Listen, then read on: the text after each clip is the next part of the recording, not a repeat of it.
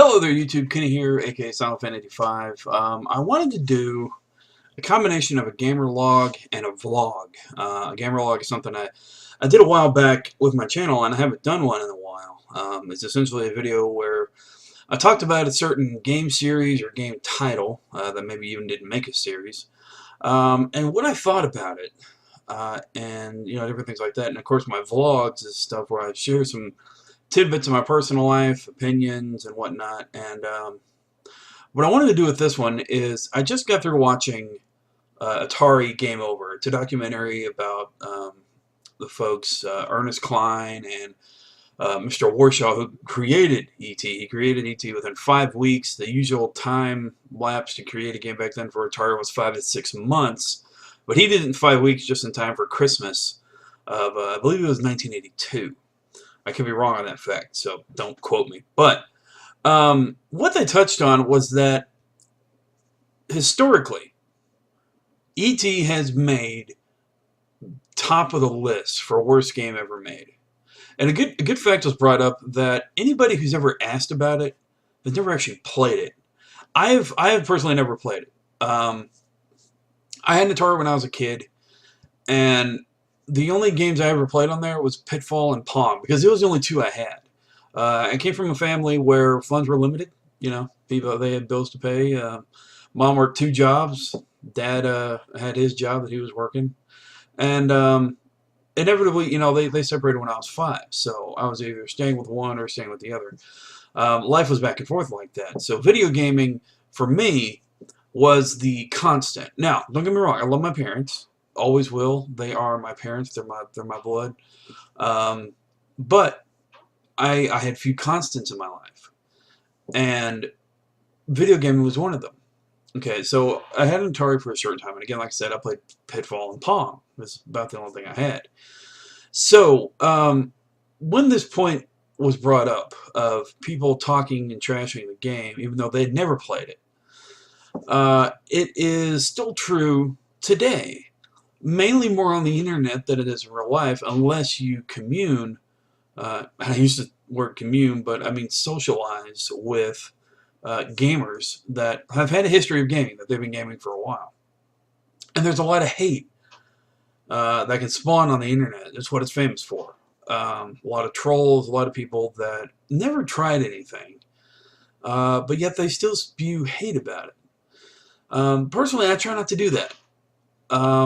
At least in my videos. I'm human. I'll do it in real life from time to time, mainly, just to complain or gripe about something, because it does help to vent.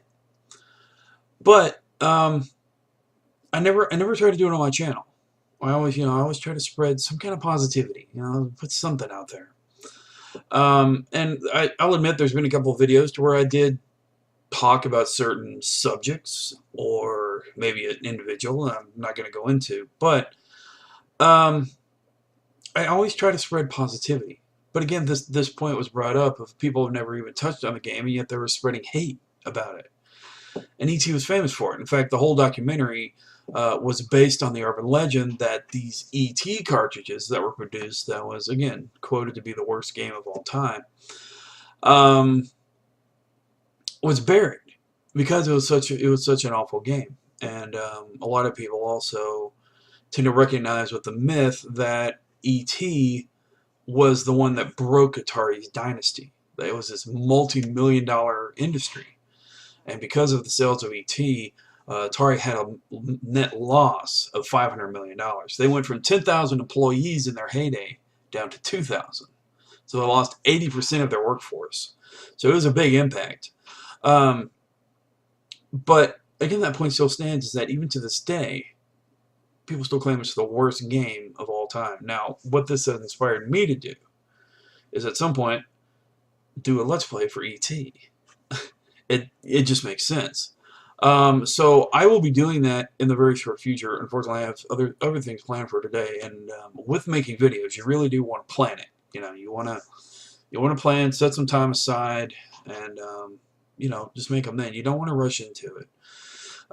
So that's something I'll be doing in the near future. But getting back on point here, there's a lot of hate that is spewed on forums and on websites and everything that, oh, this game will that this game was horrible, all this and that. And I think, personally for me, it depends on the player. It depends on the individual, what they enjoy. Now, if you look at it from the perspective of game mechanics and how a game works, there can be some bad touches when it comes to it. Like you probably couldn't even progress any further because the game was pushed out so quickly that the quality assurance didn't recognize that, hey, you can't get past this point in the game, thereby you can't finish the game. And there's also a few games that were never patched that cannot be fixed. Nothing comes to mind, unfortunately, but I know there is some out there. You can look it up on Google. I'm fairly sure you can find some. But the game studios, went belly up, so they can never get a patch out to get it fixed. Companies that maybe acquired the rights are just saying, no, we're just holding on to the rights. We're not going to patch it. It has happened, and it will happen again. Unfortunately, that's just the industry. In the end, wherewithal with the companies, most of them anyway, it's about the profit. It's about the net grab, which I believe in some ways is something lost on the industry. There is a loss of wanting to make a great game or wanting to tell a great story, and these games are just pumped out or rehashed. One primary example, and again, I'm not trying to spread hate, but one primary example historically of this is shooter games, specifically Call of Duty. There have been more than a few times that Call of Duty has just been rehashed and just put new skins on it. And so, and that's the thing.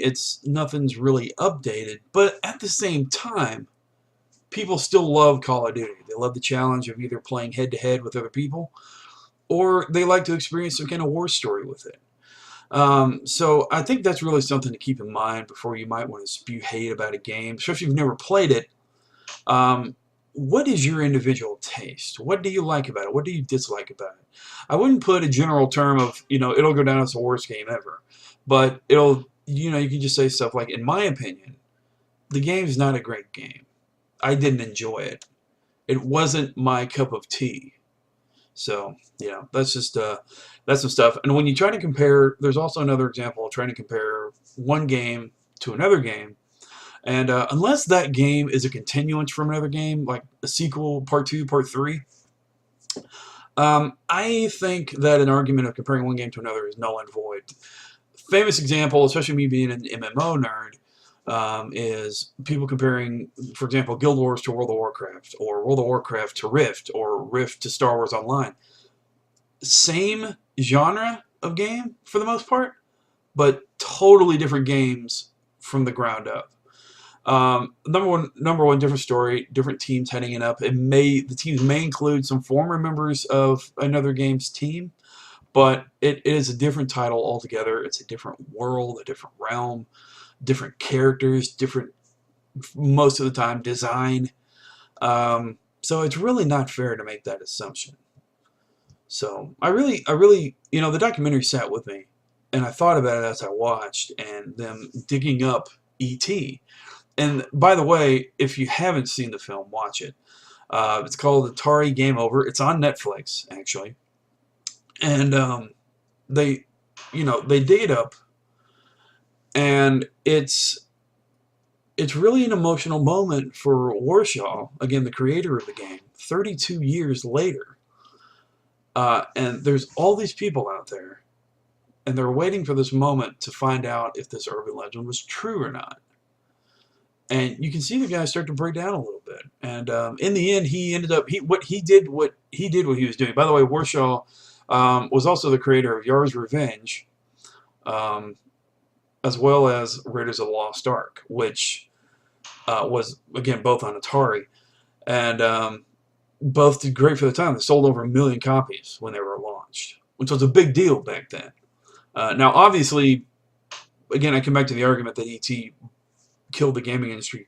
Obviously, it didn't kill it. Some years later, Nintendo revived it. Nintendo is responsible for the revival, and I will stick to that. Some people may make other arguments for different things, but when it comes to home entertainment, Atari was the first, but Nintendo was the revival to come in and kind of really clean things up along the way.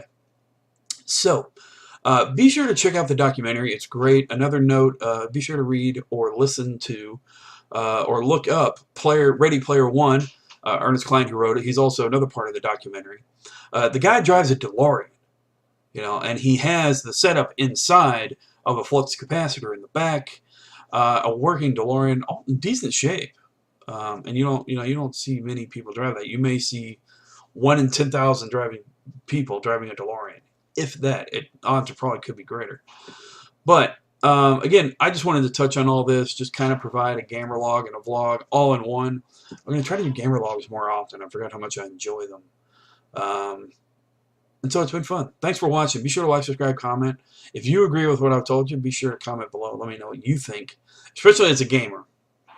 Even if you're not a gamer, and you were around during that era, during the early 80s, or even late 70s, let me know what you thought at that time, and we'll go from there. So again, thanks for watching. Remember, you are an awesome person. Never let the world convince you otherwise. And for now, salute.